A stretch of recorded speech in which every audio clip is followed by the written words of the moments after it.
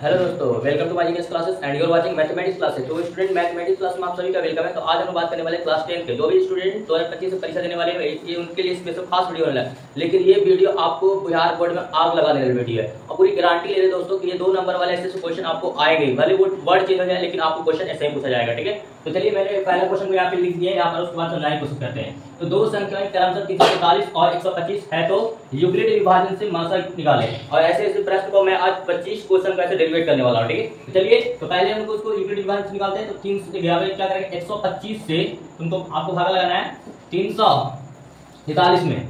तो अगर इसी को हम लगाएंगे तो 2 बार में लगाएंगे तो 250 होंगे, 3 बार में लगाएंगे तो 375, मतलब 2 बार में लगाएंगे मेरे भाई तो कितना होंगे 125 गुना 250, 3 में से जुड़ जाएंगे तो 3 और एक हाथ से लेंगे ना 14 से 5 जाएंगे तो 9 और ये क्या होगा कट जाएंगे। समझ में आई बात को, समझ में आ रही।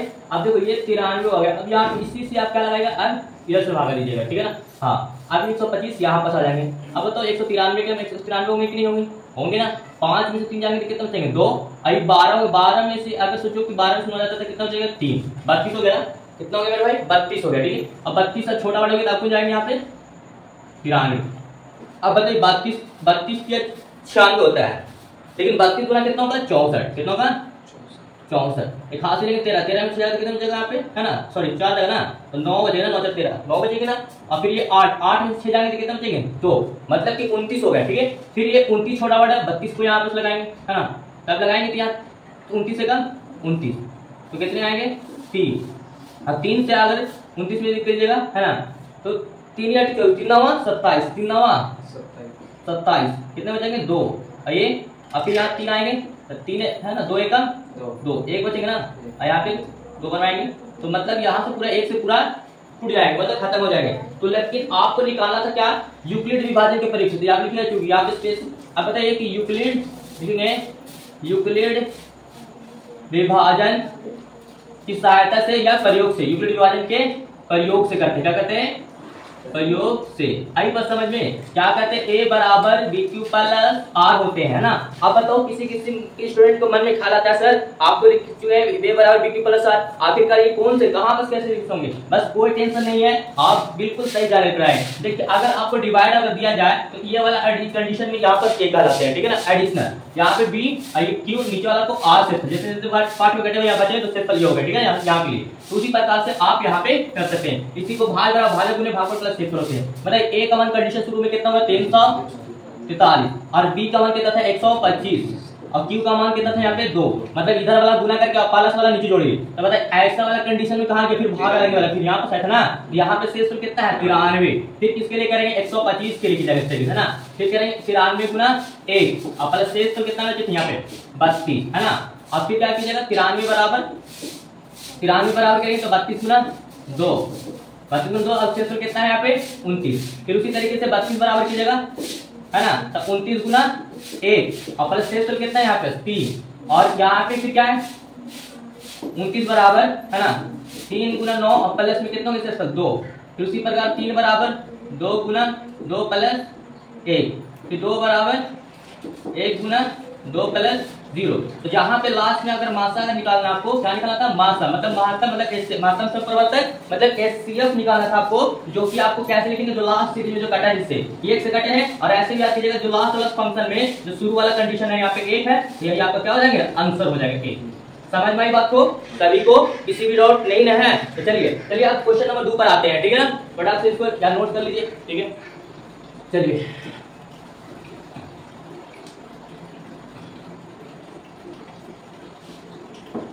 क्वेश्चन नंबर 2 पर अब आते हैं। आपको दे दिया है इस तरीके से, यदि द्विघात बहुपद 2x² प्लस 8x और प्लस में यहाँ पे 6 इतना के शून्यांक ज्ञात करें, इतना के शून्यांक ज्ञात करें। एक नंबर में शून्य ज्ञात करने के बाद हाँ चलिए शून्य ज्ञात करना आपको, ठीक है इतना। अगर कल शून्य के बाद क्या दिया जाए या आपको गुणनखंड तोड़ करने के बाद करेगा तो आपको इस तरीके से प्रोसेस लगाएंगे यहाँ पे, ठीक है। क्या है पहले ये समझिए, 2x² प्लस 8x प्लस 6 इतना दिया हुआ है ना, सभी देख रहे हैं यहाँ पास। चलो आप बताओ कि 2x² है यहाँ पे, अब देखो पहला एक सीरीज है, दूसरा एक पार्ट है, तीसरा भाग, मतलब पद के रूप से 3 भाग है। तो पहला और तीसरा को गुना करके जोड़ने घटाने से बीच वाला 6 गुना 12x², 12 को जोड़ेंगे जो कितना ना 8, तो 6 के गुना 12 होते हैं, 6 जोड़ेंगे तो 8 हो जाएंगे। तो 2x² प्लस में 6x प्लस में 2x और प्लस में 6 अब बराबर साथ में 0 लेके चलेगा। अब बताइए, अब यहाँ पे समझिए कि बताए, अब इसको सीरीज में अगर देखिए 2 कॉमन कर लेंगे दोनों में, इसमें आता है 2 और 2 के बाद 6 आता है, तो 2x कॉमन करेंगे, यहाँ पे x प्लस कितना हो जाएंगे 3, और यहाँ पे 2 कॉमन करेंगे तो x प्लस 2 3 मतलब 3 हो जाएंगे। तो यहाँ पे बताओ ब्रैकेट के बाद कितना है 2x और यहाँ पे कितना है 2, और यहाँ पे दोनों सेम है तो एक ही बार लेंगे, यहाँ पे कॉमन ले लिया है मतलब 2 बार एक का मतलब और कुछ नहीं 0 सब के लिए। अब बताओ ये इसके लिए बराबर इंटीग्रेट करोगे और x प्लस 3 के लिए, तो बताओ कितना होगा मेरे भाई, है ना 2x प्लस है ना 2x प्लस 2 बराबर 0, तो 2x बराबर प्लस तो माइनस में x बराबर माइनस 2 कितना होगा, 2 से 2 काट के कितना होगा 1 मतलब माइनस में 1 और दूसरा कितना है x प्लस 3, अगेन कर लोगे यहाँ पे ऐसे में बराबर 0, x बराबर प्लस में 3 तो क्या होगा यहाँ पे माइनस में। आई बात समझ में सभी को आ रही समझ में ना। चलिए क्वेश्चन अब हम लोग अगला बात करते हैं, ठीक है इतना बता रही। लेकिन हाँ दोस्तों कभी कभी ऐसा भी आ रहा है कि क्वेश्चन कभी इस तरीके से पूछ जाएगा, ठीक है ना। मान लिया जाए द्विघात अगर समीकरण दे द्विघात वो मतलब बोले जाए कि शून्य ज्ञात कीजिए, चाहे अगर बोले गुणनखंड विधि से द्विघात समीकरण को तोड़ना है तो आपको सीधी जाहिर सी बात मान ली ऐसे दिया आपको, ठीक है x है ना 4x² माइनस में x और प्लस में 3, ठीक है प्लस में 3 इतना को तोड़ना है आपको, ठीक है। तो आपको किस तरीके से निकालेंगे, तो पहला को 4 से 3 करेंगे कितना 4 के 12x², तो 4 का 4x करोगे 4 का 4x², ठीक है। अब बताओ यहाँ पे मतलब इसको तोड़ेंगे तो यहाँ पे x लाना है, तो 4 के कितने होंगे 12 होंगे ना, तो बताओ माइनस में 4x लिखते हैं और 8 में 3x, तो काटेंगे कितना 8 बचेंगे नहीं बचेंगे, बचेंगे ना। हाँ लेकिन यहाँ पर जो है ना क्या बोलते हैं यहाँ पर माइनस से रखिएगा, क्या रखिएगा माइनस, ठीक है। तो यहाँ पर माइनस रहेंगे तो यहाँ पर कितना होंगे 3 बराबर बताओ कितना होगा यहाँ पे 0 ना, होंगे कि नहीं होंगे, होंगे। अब बताओ मेरे भाई इसमें से कॉमन क्या मिलेगा, बताओ 4 4 दोनों में तो 4 मिलेंगे, x मिलेगा यहाँ पे तो x माइनस यहाँ पे कितना बचेगा 1 बचेगा ना, और यहाँ पे दोनों में 3 मिला तो 3 कॉमन करेंगे तो x माइनस कितना बचेंगे, दोनों ब्रैकेट में है ना, गुणनखंड का रूल होता है दोनों मिला जाए ब्रैकेट में बराबर कितना होगा 0, मतलब कि 4x प्लस 3 और एक क्या आएंगे x माइनस 1 बराबर क्या होंगे 0। अब बताओ यहाँ पे 4x प्लस 3 बराबर 0, 4x बराबर प्लस में 3 तो क्या होंगे यहाँ पे माइनस में x बराबर माइनस 3 बटा कितना होंगे 4, मतलब x का आंसर कितना ये होंगे, और दूसरा क्या होगा x माइनस 1 है, इसके लिए भी 0 करो मेरे भाई माइनस में तो प्लस में, तो यहाँ पे दो आंसर आएंगे, तो यहाँ पे लिखिए 1 माइनस 3 बटा 4, ये आपका तो क्या होंगे आंसर। समझ भाई बात को, ऐसा गुणनखंड क्या देगा आपको फटाक से बनाना है, ठीक है ना। लेकिन आपको फैक्टर के हिसाब से कुछ ऐसा पढ़ना पड़ेंगे जो बीच वाला जोड़ में या घटांश लाना है, ठीक। चलो तो अब हम अगला क्वेश्चन के बाद बारे में बात करते हैं, ठीक है। तो क्वेश्चन नंबर ये 2 हो गया हमारा, ठीक है।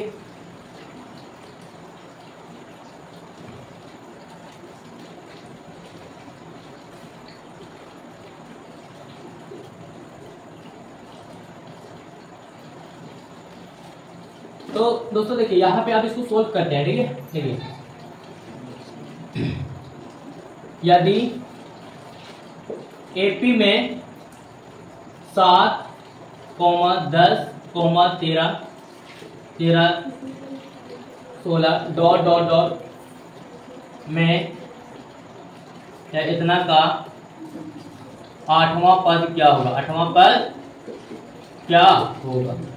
मतलब कि ऐसे क्वेश्चन जो है ना कई बार पूछे जाते हैं, तो आपको सीधी जाहिर सी बात है इस तरह के फॉर्मूला भी आपको क्लियर करवा देता हूं ताकि दिक्कत ना हो, ठीक है।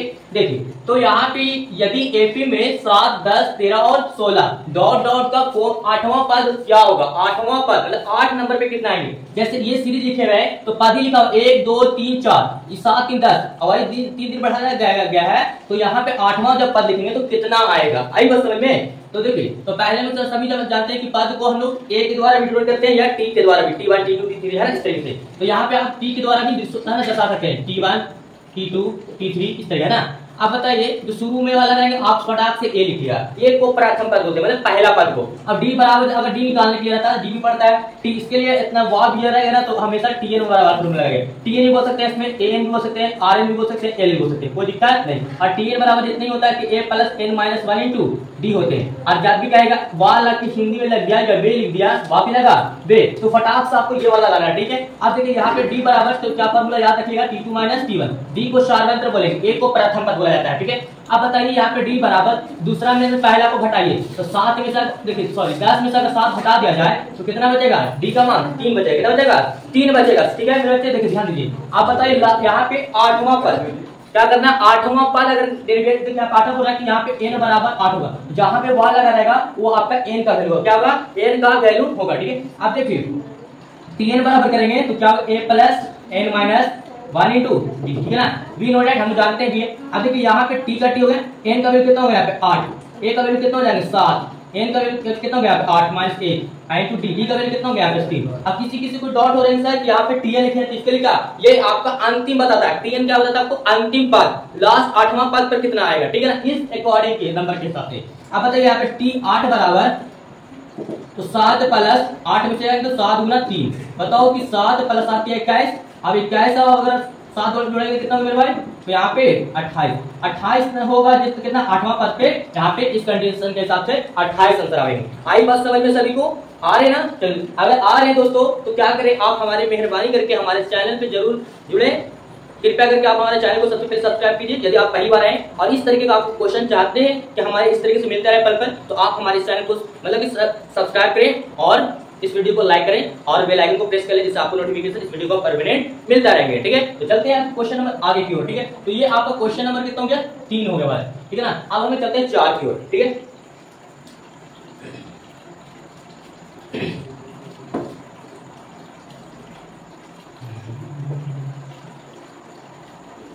समझ में आए ना, हाँ अगर समझ में आए हैं तो प्लीज क्या करें, कृपया करके कमेंट बॉक्स में इमोज वाला है ना जरूर करें SMS, और यस अगर किसी को और अच्छे तरीके नहीं आता आ रहा है तो यस लिखे, यहाँ करिए यस, YES यस,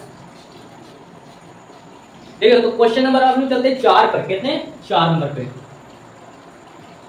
तो सॉरी देखिए अगर यदि दिया जाएगा, यदि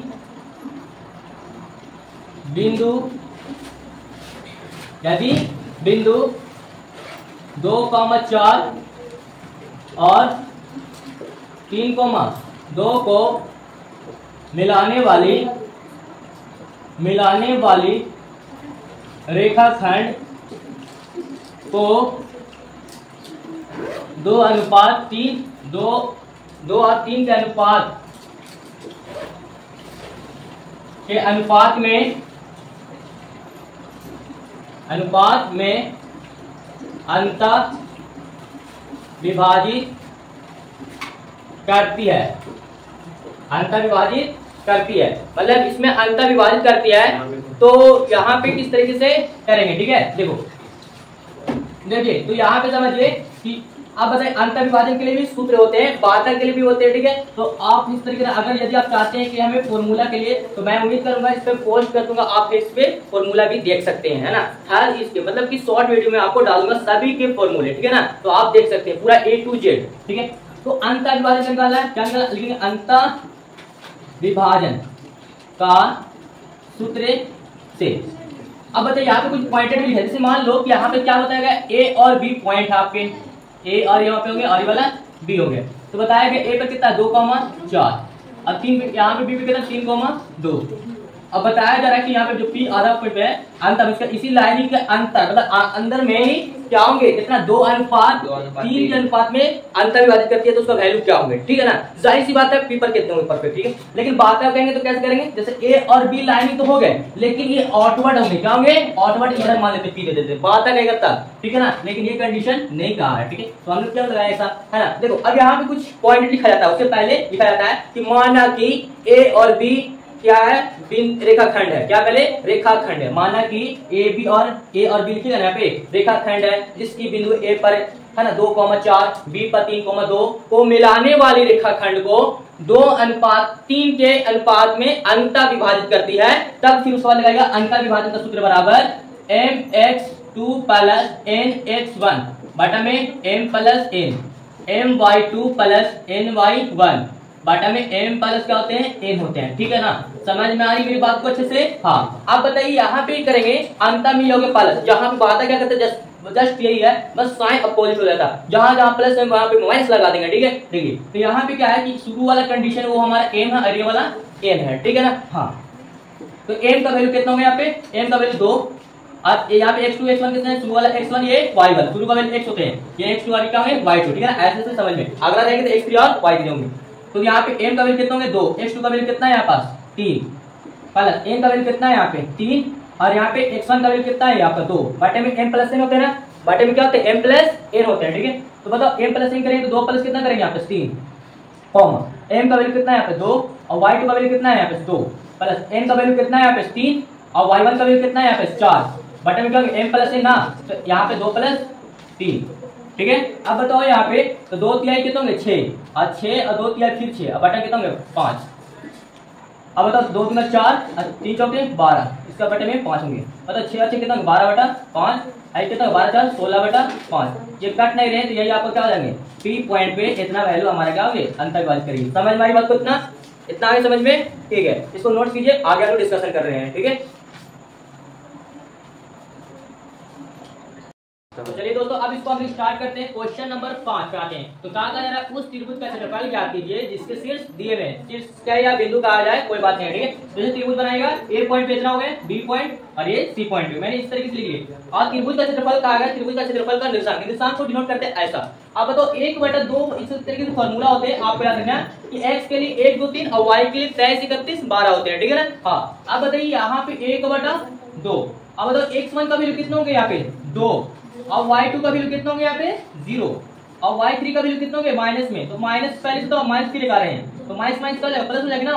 अब बताइए x2, समझ में आ रही बात को, 2 बार माइनस माइनस तो प्लस हो गया। ठीक है, हाँ अब बताओ x2 का वैल्यू कितना होंगे, x2 का वैल्यू माइनस में ना 1 है और y3 का वैल्यू यहाँ पे माइनस में 4 और माइनस y1 का वैल्यू कितना हो जाएगा यहाँ पे, y1 का जो वैल्यू हो जाएंगे है ना 3, कितना होंगे यहाँ पे 3 होंगे। ठीक है, अब बताइए अब फिर प्लस में x3 का वैल्यू कितना हो जाएंगे, x3 का वैल्यू 2 आई 2 y1 का वैल्यू कितना होंगे 3 और माइनस y2 का कितना होंगे 0। ठीक है, इतनी समझ में आ रही बात को। हाँ अब देखिए 1/2 यहाँ पे 2 का 2 जोड़ेंगे तो 4 बचेंगे और प्लस माइनस यहाँ पे माइनस 1 होंगे, माइनस 1 गुना और 4 3 कितना होगा माइनस में 7 और 2 और 3 में 0 तो 3 बचेंगे यहाँ पास। अब बताओ 1/2 2 चौके 8 और माइनस में 2 का करेंगे तो प्लस 7 है ना, 7 एकम कितना हो जाएंगे 7 हो जाएंगे और 2 3 कितना होंगे 6 होंगे।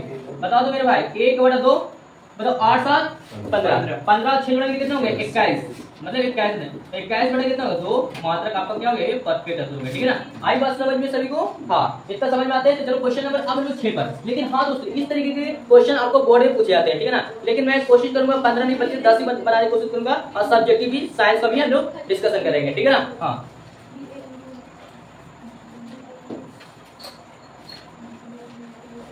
देखिए क्वेश्चन नंबर अब लोग आते हैं 2 मतलब 6 नंबर पे। देखो यहाँ पे 6 नंबर क्या कह रहा है आपका कि यदि 15 cot थीटा बराबर 8 हो तो sin थीटा और tan थीटा का मान ज्ञात कीजिए। कितना लिखा हुआ पहले लिख लीजिए है ना, 15 cot यहाँ पे हल कर रहे हैं, यहाँ पे लिखिएगा 15 cot 6 नंबर का है, थीटा बराबर कितना है यहाँ पे 8 है और अगर cot थीटा करेंगे तो 8 गुना में 15 नीचे लाएंगे तो भागे में होंगे है ना। तो यहाँ बताइए अब याद रखिएगा कि cot थीटा का क्या होता है, बस याद रखिएगा। देखिए मैंने आपको ट्रिक बताए थे है ना, p पापा बेटा पापा हेलो हेलो बेटा, मतलब इस तरीके से कंडीशन बताया था आपको, याद रखिएगा। ऊपर वाला में ये साइन होंगे, ये कॉस हो जाएंगे और ये वाला tan। अभी नीचे वाला को उल्टा ठीक रहेंगे ना, दोस्तों बोलेंगे इसमें कॉस सेक और इसमें कॉड होते हैं। ठीक है, अब बताओ यहाँ पे कि कॉड थीटा बराबर क्या होंगे b बटा p, जैसे p बटा b tan होते तो कॉड होंगे। अब बताओ b और p मिला हुआ क्या नहीं मिला हुआ h बराबर फॉर्मूला था ना p का स्क्वायर प्लस d का स्क्वायर है ना, मतलब कारण बराबर लंब का स्क्वायर प्लस आधार का स्क्वायर। ठीक है, अब बताइए p का वैल्यू कितना है यहाँ पे 15 का स्क्वायर फिर 8 का स्क्वायर, 15 का कितना होता है 225, 8 का 64, ऐड करेंगे तो 289 और 289 का वर्ग में कितना होता है 17, कितना होते हैं 17, मतलब एच का मान कितना देंगे आपको 17। ठीक है, जब 17 आ गए तो आपको क्या मान पूछा गया था आपको निकालना है, तो यहाँ पर है ना साइन थीटा और tan थीटा यहाँ पर लिखना है, तो मान निकालना है कि है ना, यहाँ पर लिख सकते हैं तो मान निकालना है कि, मान निकालना है कि। अब देखिए यहाँ पे मान निकालते हैं तो देखिए यहाँ पर क्या दिया हुआ tan, पहले क्या बताएंगे साइन थीटा ना, तो साइन थीटा बराबर क्या था p बटा h। तो बताओ साइन थीटा बराबर करेंगे तो p का मान कितना है यहाँ पास, देखिए 15, और h का मान कितना है यहाँ पास 17, तो 15 बटा क्या हो गया 17 हो गया, ठीक है। दूसरा बात बताएगा tan थीटा के लिए, तो tan थीटा बराबर क्या था p बटा b। बताइए tan थीटा बराबर, तो p का मान कितना है नीचे वाला ना 15, और b का मान जो क्या थे है ना 8 है, ठीक है। तो ये आपको आंसर हो गया, समझ में आई बात, कितना आई समझ में, तो बहुत बढ़िया, ठीक है। अब देखिए क्वेश्चन नंबर हम लोग 7 में फोकस करते हैं, क्या दिया हुआ है इसको सोल्व करते हैं, ठीक है ना। देखिए तो कहा जा रहा है इसमें कि 2 tan square 45, 2 tan square 45 plus में cos स्क्वायर 30 है ना, और माइनस में sin स्क्वायर 60, sin स्क्वायर 60, ठीक। अब बताओ 2 का 2, tan 45 के मान कितना होता है 1, स्क्वायर तो स्क्वायर प्लस cos 30 का मान कितना होता है, ये सब है ना, cos 30 का मान होता है आपका √3/2, इसका स्क्वायर करेंगे। ऐसा कितना sin 60, इसका भी √3/2 होता है sin 60 का, स्क्वायर तो स्क्वायर। अब बताइए 2 का 2, 1 का स्क्वायर 1, अब बताइए स्क्वायर सिर्फ कैसे 3, अब बटे कितना होंगे 4, यहाँ पे स्क्वायर के रूट कैंसिल 3 होंगे, काटेंगे 4, प्लस माइनस काट भी सकते हैं ना, काटेंगे ना ऐसे दोनों सेम है ना, तो प्लस माइनस तो काट देंगे वाला में, तो 2 को 1 करेंगे कितना होगा 2, तो यही हमारा आंसर हो गया। अगर नहीं भी काटते गुना करके फिर बाटा कीजिए ना, तो तभी आपका 2 ही आंसर आता है, ठीक है ना। आई बात समझ में, ये हो गया आंसर। अब ये क्वेश्चन नंबर आप लोग 8 नंबर पे आते हैं। दिखाई गया बताया कि tan 48 tan है ना 23 डिग्री tan 42 और tan 67 का क्या होता है 1 होता है, इसको सिद्ध करना है। और ऐसे क्वेश्चन कई बार पूछे जाते हैं मेरे भाई, है ना, तो रसगुल्ले के जैसा समझना है ना।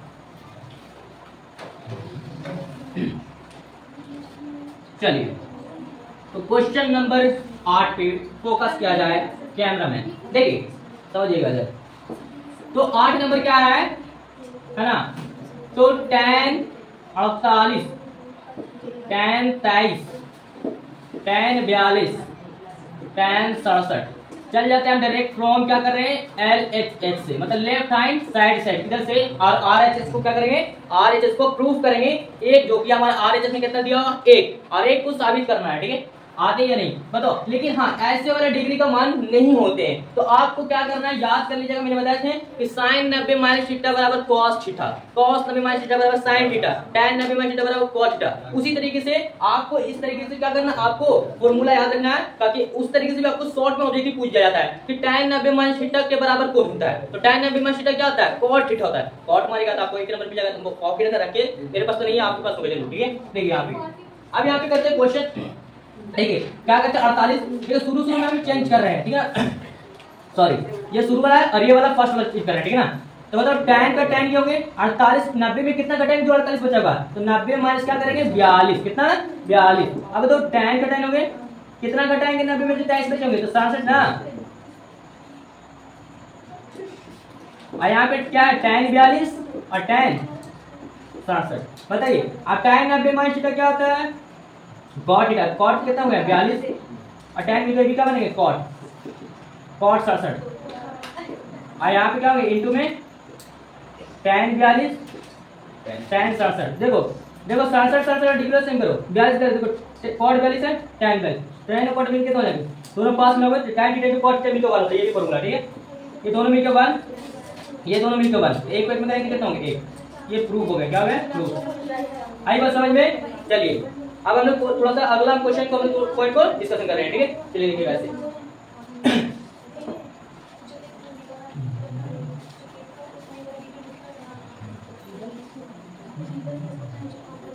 तो क्वेश्चन को अब हम लोग क्वेश्चन नंबर कितना पे चलते हैं 9 और 10, है ना। ये लेक्चर आपका 1 था दोस्तों, लेक्चर 2 के लिए भी समझेंगे आप, है ना, अगले क्लास में अगले लेटेस्ट वीडियो के साथ। तो पहले हम चलते क्वेश्चन नंबर 9 पे, दिया रहेगा आपको यदि गोले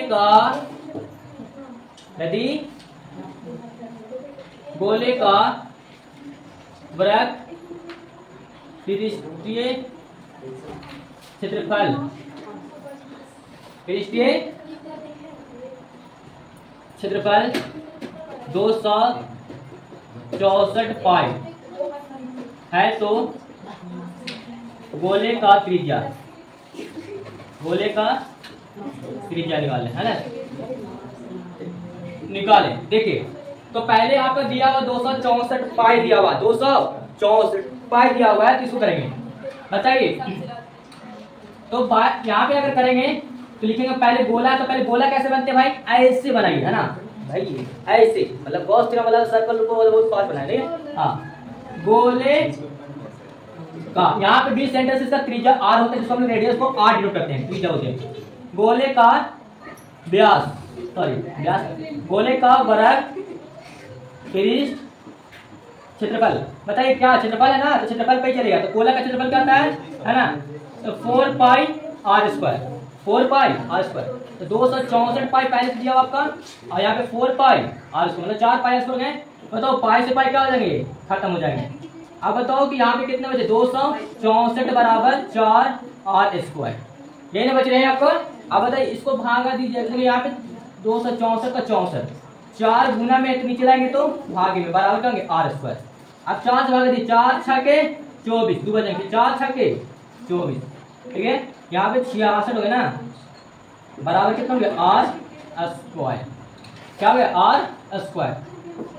अब बताइए तो इधर स्क्वायर हटेगा तो क्या चलेगा, रूट, 66 पे क्या चलेंगे, रूट, और 66 के आगे वर्गमूल नहीं होता, पॉइंट होता है, यही आपका क्या हो गया, आंसर हो गया। समझ में आ रही बात को अच्छे से, समझ में आए ना, कोई डाउट नहीं ना, कोई समस्या नहीं होनी चाहिए, ठीक है। ये तो आप हो गया, ये आपका गया सोल्व। क्वेश्चन नंबर 10 पे चलते हैं, ठीक है ना, फटाक से, ठीक है। और साथ साथ इसके तो मैथ के सब्जेक्टिव मिल रहे हैं, और साथ साथ साइंस के भी ऑब्जेक्टिव बताने वाला हूं, सिर्फ समझाऊंगा, है ना, ये क्या होते हैं, ठीक है ना।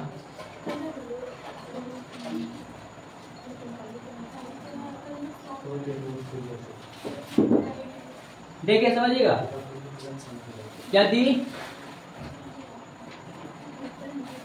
यदि आप, है ना, आंकड़े का मान या फिर माद, यदि माद बराबर 4 है, कितना है, 4 है, और इस बॉक्स के अकॉर्डिंग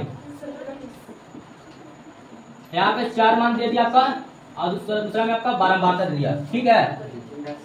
तो यहाँ पास x का मान में ये हो गया x, यहाँ पे 4 2 3 5 1 इतना हो, तो x का मान ज्ञात करना, क्या करना है, x का मान ज्ञात करें, जबकि सारणी नीचे में भी दिए हुए, कहते हैं सारणी दिए हुए आपका नीचे में इसके अकॉर्डिंग, ठीक है। तो क्वेश्चन नंबर अब हम लोग 10 पे चलते हैं, ठीक है ना। हाँ 10 नंबर है, ये लास्ट है ना।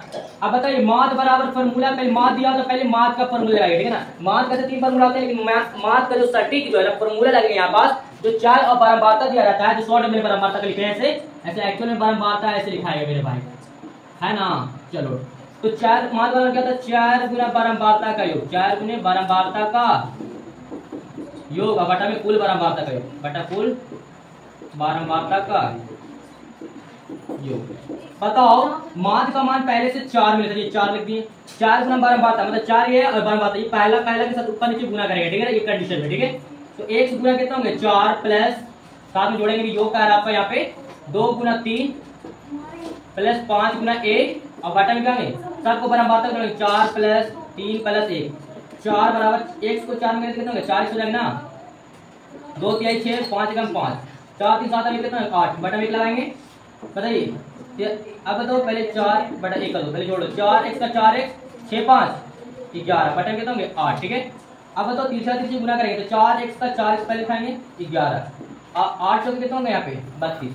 ध्यान दीजिए यहाँ पे अगर 4x बराबर करेंगे तो 32, प्लस में क्या होंगे माइनस में, 4x बराबर 1 है ना, 2 में से लेंगे 1 और 3 में से लेंगे तो 2, 21, 1 बराबर 21 बटे कितना होंगे 4, ये हमारा क्या हो जाएगा आंसर। समझ में आई बात को, हाँ इतना सब। अगर 4 से अगर भागा दिया तो 4 बचे 20, 4 बचे 20 होंगे ना, और यहाँ पे 1 बचेंगे, फिर पॉइंट बैठाएंगे तो 4 गुना 8, फिर बचेंगे 4 बचे 20, मतलब 5.25 आएगा, ठीक है ना। तो ये आपका क्या हो गया परफेक्ट, ठीक है। ये क्वेश्चन नंबर 10 हो गए। अब चलते हैं सब्जेक्टिव, है ना, साइंस की ओर चलते हैं,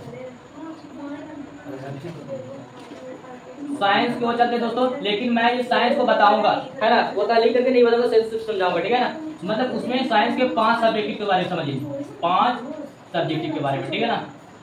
ओके, इतना को नोट कीजिए, आगे लोग डिस्कशन करते हैं।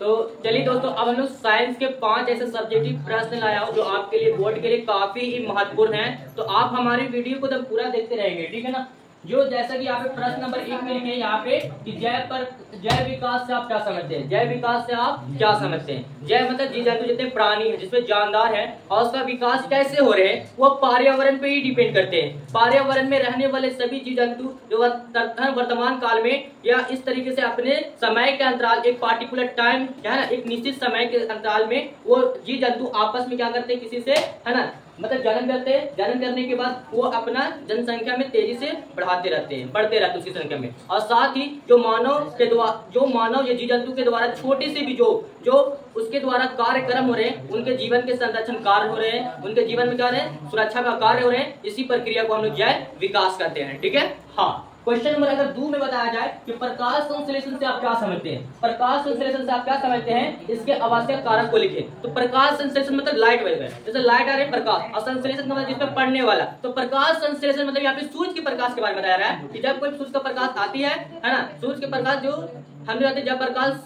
की किरण जब पेड़ पौधे की पत्ती पर पड़ती है तो क्या कर रहे हैं, उससे प्रकाश संश्लेषित हो रही है। लेकिन जब जाते हैं पेड़ पौधे जो होते हैं ना, पेड़ पौधे की पत्तियां जो होती है वो क्लोरोफिल के कारण हर होती है, और जो हमारे शरीर का जो रक्त लाल होता है वो हीमोग्लोबिन के कारण होता है। ठीक है ना, जिसमें Hb बोलते हैं रसायन में। ठीक है ना। हाँ, तो यहाँ पे बताया गया है कि जिसमें जो क्लोरोफिल के कारण जो हरी होती है, और ये प्रकाश संश्लेषण पृथ्वी से जो है ना, जमीन से क्या करता है, CO2 और H2O को, CO2 और H2O को क्या चीज में, ये दोनों को लेकर के सूर्य के प्रकाश के माध्यम से ये सीधे वायुमंडल में इस तरीके से प्रवेश करते हैं। और प्रवेश करने के बाद वहां CO2 और H2 में परिवर्तन मतलब जिस तरीके से प्रक्रिया करते हैं, और ये CO2 और H2 में परिवर्तन करता है, O2 और H2 में, और इसी प्रक्रिया को हम लोग बोलते हैं प्रकाश संश्लेषण। प्रकाश संश्लेषण जब सूर्य प्रकाश इस तरीके से सब मिल करके हमारे कुछ पदार्थ बनाते हैं, ग्लूकोज वगैरह बनाते हैं। ठीक है ना। आई बस में देखिए, जैसे यहाँ पे ग्लूकोज C6H12O6 प्लस C6H12O6, समझ में आई बात को। ये जब करते हैं तो इसके साथ आपका जो बनते हैं ना, ये तो ग्लूकोज को हो गया, लेकिन इसी में आपका क्या करेंगे, यहाँ पे है ना C12H22 और O11 इस तरीके से। अब प्लस में है ना, आपको इस तरीके से निकालेंगे ना H2O, और इस तरीके से CO2, मतलब इस तरीके का भी प्रक्रिया लेकर जाएंगे तब ऐसा होगा। लेकिन ग्लूकोज मिलेंगे तो आप इस तरीके से आपका मतलब कि है ना सुक्रोज भी बनते हैं। ठीक है ना। आई बस में। हाँ, तो इतना बात समझ में आ गई बात को। ठीक है, तो यहाँ पर समझ में आनी चाहिए। इसके अलावा अगर एक अगर लेके चलते हैं तो आपको इसमें CO2 भी होंगे और H2O भी, लेकिन इससे हमारा इतना सचिन मिलने के बाद जो हमारा क्या बनता है, प्रकाश संश्लेषण होता है। लेकिन प्रकाश संश्लेषण में आवश्यक कारक समझिए कौन कौन सा होते हैं। ठीक है, देखिए तो सूर्य का प्रकाश, पहली बात तो आपको सूर्य का प्रकाश होंगे, सूर्य का प्रकाश ये आवश्यक कारक कह रहे हैं। तो सूर्य का प्रकाश 1 नंबर में। दूसरा में क्या होंगे, CO2 मतलब कार्बन डाइऑक्साइड होंगे, कार्बन डाइऑक्साइड।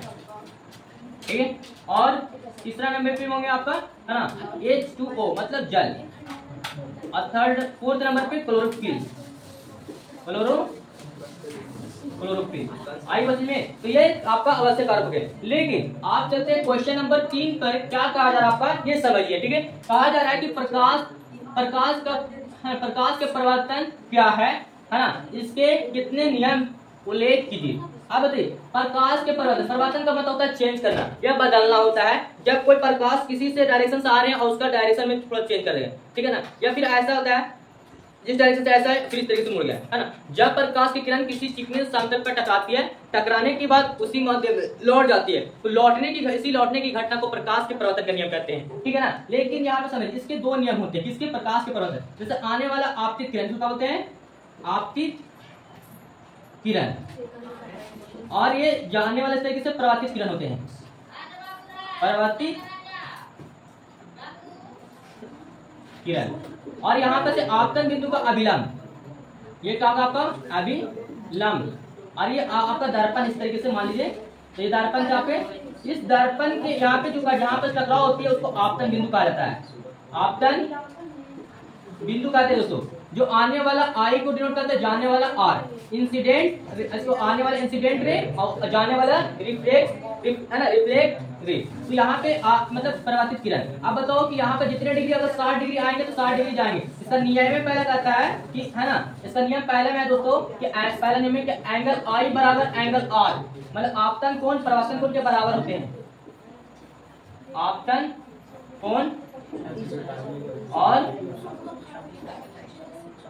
और क्या होते हैं? परिवर्तन कोण। कोण के क्या होते हैं? बराबर होते हैं, बराबर होते हैं। ठीक है, समझ में आ गई बात को। दूसरा क्या है कि इसमें आपतित किरण लिखेगा, आपतित किरण, परावर्तित किरण और आपतन बिंदु पर का जो सीधा एक अभिलंब है, तीनों एक तल में होता है, तीनों एक तल में होता है, उसी को हम लोग बोलते हैं दूसरा नियम हो गया किसका? प्रकाश के परावर्तन के नियम का। अब चलिए क्वेश्चन नंबर 4 पे आते हैं। क्या कह रहा है कि दहन क्या है, इसके कितने प्रकार है, परिभाषित करें। अब देखिए दहन का परिभाषित करना है तो दहन कर लीजिए कि जब कोई पदार्थ को जब किसी ऑक्सीजन की उपस्थिति में जलाया जाता है तो उसके साथ प्रकाश उत्पन्न करता है और साथ साथ हमारा तापमान उत्पन्न करता है। प्रकाश के साथ तापमान, उष्मा बोल सकते हैं या तापमान, ये दोनों उत्पन्न करता है। इसी प्रक्रिया को हम क्या बोलेंगे? दहन। और जब कोई पदार्थ जलता है तो ऑक्सीजन की उपस्थिति में ही जलता है। आई बस में ऑक्सीजन उपस्थित नहीं रहेगी तो नहीं जलेंगे। आई बात समझ में? हाँ, लेकिन इतना बात समझ में, लेकिन इसके कुछ दो प्रकार होते हैं, दहनशील पदार्थ और एक अदहनशील पदार्थ। जो आसानी से जो जलने में सुलभ हो उसे हम लोग क्या बोलते हैं? दहनशील पदार्थ। जैसे हम लोग मतलब कि जैसे बोल दिया जाए लकड़ी है ना, पेड़ मतलब कागज वगैरह आदि सब जल जाते हैं। लेकिन अदहनशील पदार्थ क्या होता है? जिसमें जो आसानी से ना जले उसको हम लोग अदहनशील पदार्थ कहते हैं। जैसे अब जैसे पत्थर बालू सब जो नहीं जलेंगे तो ये क्या अदहनशील पदार्थ है। अब ये नहीं कि ये सब जलेंगे नहीं, ऑक्सीजन रहेंगे तभी नहीं जलेंगे। आई बात में, तो यहाँ पे दहनशील को दो तरीके से बताया गया प्रकार में।